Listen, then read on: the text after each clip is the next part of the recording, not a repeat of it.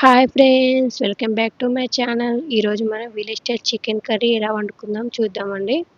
ముందుగా 1 KG chicken తీసుకుంటున్నాను. అది శుభ్రంగా కడుక్కోవాలి. శుభ్రంగా కడుక్కున్నానండి. ఇప్పుడు ఒక హాఫ్ టీ స్పూన్ పసుపు వేసుకుంటున్నాను. హాఫ్ టీ స్పూన్ ఉప్పు వేసుకుంటున్నాను. స్పూన్నర కారప్పొడి వేసుకుంటున్నాను. 1 టీ స్పూన్ ధనియాల పొడి వేసుకుంటున్నాను. 1 టీ స్పూన్ అల్లం వెల్లుల్లిపాయ పేస్ట్ వేసుకుంటున్నాను. 3 స్పూన్ల పెరుగేసుకుంటున్నాను. నేనైతే 3 స్పూన్లు ఏసుకుంటున్నాను. మీకు పెరుగు నచ్చిన వాళ్ళైతే 5 స్పూన్లు కూడా ఏసుకోవచ్చు. మంచిగా ఒకసారి అది కలుపుకోవాలండి. మంచిగా ముక్కలు పట్టేటట్టు కలుపుకోవాలి. ఇప్పుడు కలుపుకోవడం అయిపోయింది. పక్కన పెట్టుకుంటున్నాను. ముందుగా స్టవ్ వెలిగించుకుంటున్నాను. స్టవ్ పైన కడాయి పెడుతున్నాను. కడాయి ఇప్పుడు మంచిగా వేడెక్కింది. ఆయిల్ పోస్తున్నాను. 1 టీ స్పూన్ జీలకర్ర వేస్తున్నాను. చిటికెడు ఆవాలేస్తున్నాను. ముందుగానే నేను పచ్చిమిరపకాయ, ఉల్లిగడ్డలు కట్ చేసి పెట్టుకున్నానండి. 4 పచ్చిమిరపకాయలు వేసుకుంటున్నాను. మీడియం సైజ్ 3 ఉల్లిపాయలు వేసుకుంటున్నాను. కట్ చేసి పెట్టుకున్న ఉల్లిపాయలు. అవి ఒకసారి మంచిగా కలుపుకోవాలి. ఉల్లిపాయలు మరీ బ్రౌన్ కలర్ వచ్చే వరకు ఉంచొద్దండి. కొంచెం గోల్డెన్ కలర్ వచ్చే వరకు ఉంచాలి. కొంచెం తెల్ల తెల్లగానే ఉండాలి ఉల్లిపాయలు.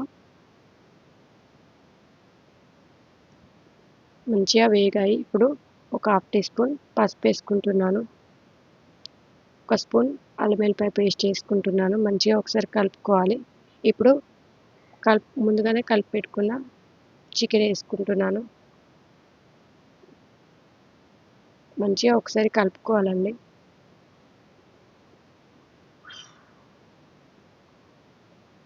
ఒక నిమిషం తర్వాత నేను కట్ చేసి పెట్టుకున్న మీడియం సైజ్ టమాటా ముక్కల్ని వేసుకుంటున్నాను.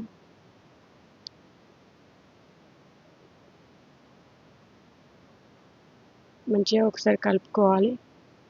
1 టీ స్పూన్ కారప్పొడి వేసుకుంటున్నాను. 1 టీ స్పూన్ ధనియాల పొడి వేసుకుంటున్నాను. ఎందుకంటే ముందుగానే మనం అందులో కలిపి పెట్టుకున్నాం కాబట్టి అన్నీ తక్కువ వేసుకున్నాను.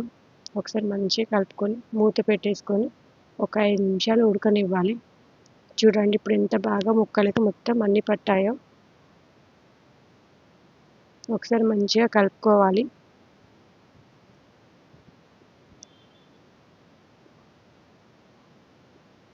ఇప్పుడు మంచిగా చూడండి ఎంత బాగా ఉడుకుతుందో. ఇందులో ఆల్రెడీ వాటర్ ఉన్నాయి కాబట్టి ఒక గ్లాస్ వాటర్ పోసుకుంటున్నాను మంచిగా ముక్క ఉడకడానికి. ఒకసారి కలుపుకొని మూత పెట్టేసుకుంటున్నాను. ఇప్పుడు చూడండి ముక్క ఉడికిపోయింది. ఇప్పుడు ముందుగానే కట్ చేసి పెట్టుకున్న కొత్తిమీర వేసుకుంటున్నాను. ఒకసారి మంచిగా కలుపుకోవాలి.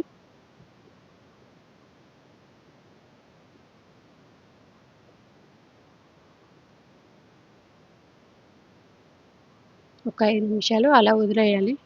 చూడండి ఎంత బాగా ఉడికిందో. చికెన్ కర్రీ రెడీ అయింది. నా ఛానల్ నచ్చినట్టయితే ఫాలో చేయండి.